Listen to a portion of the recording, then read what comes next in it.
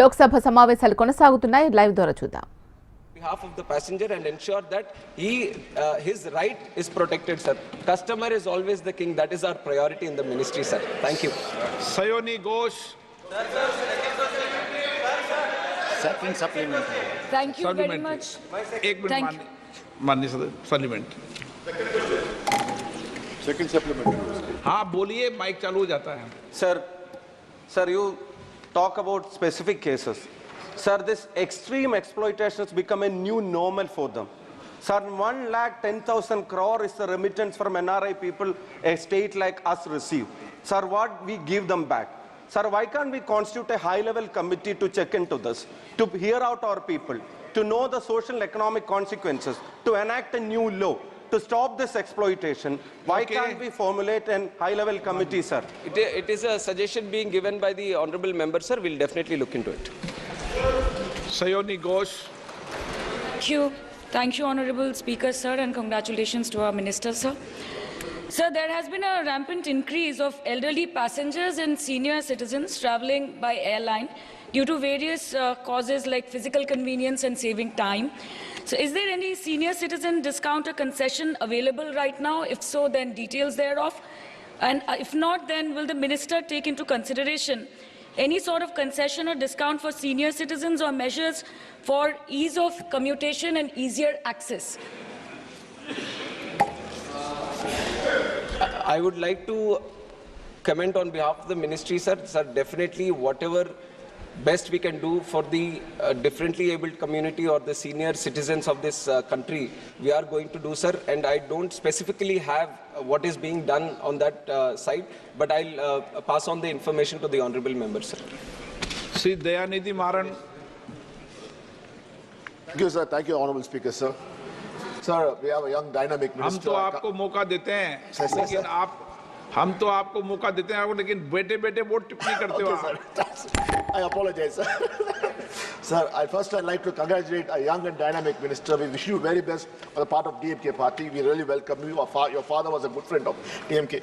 Sir, I have the habit of booking out my ticket for Delhi online through Vistara Airlines, which belongs to Tata's. And the software is handled by Tata's TCS. So this is seen, every time I've seen.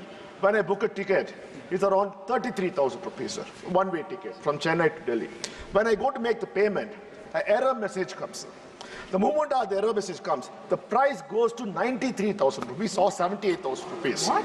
Yes, sir. Yeah. This has been happening because probably Tata, TCS is using is supremacy in the software. And because we have so everyone's got a miles account, so we are logged in. So this is happening very frequently, even from Delhi to Chennai or Chennai. So this doesn't come under the DGCA rules, because DGCA is only in charge when the airline cancels a flight or reschedules a flight. But this is happening in the software front. Sir, there's a conspiracy happening, and would like you to do an inquiry, thorough inquiry, because Tata now is the monopoly in the business segment. So this money is paid by the government of India. The ticket fare. माननीय मंत्री जी, माननीय सदस्य ने बहुत गंभीर विषय उठाया है और ये बहुत गंभीर है, इसकी जांच होनी चाहिए. ये कई माननीय सदस्यों ने शिकायत की क्योंकि इसका पैसा पार्लियामेंट से जाता है, इसलिए मैं चिंता है. Definitely, sir.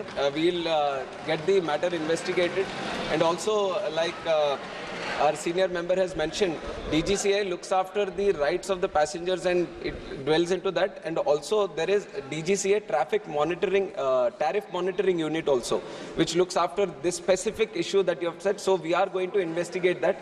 We are going to ensure that this kind of incidents doesn't happen in the future, sir. Thank you. Question number 45, Shrimati Kamaljeet Sarawat. माननीय मंत्री महोदय,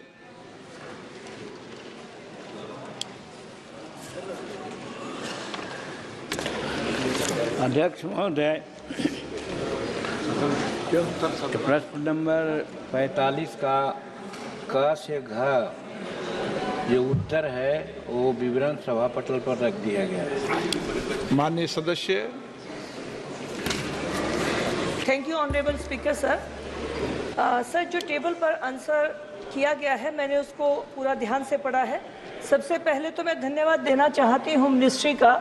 एमएसएमई में बहुत इम्पोर्टेंट रोल था देश की महिलाओं और युवाओं को रोजगार देने के लिए।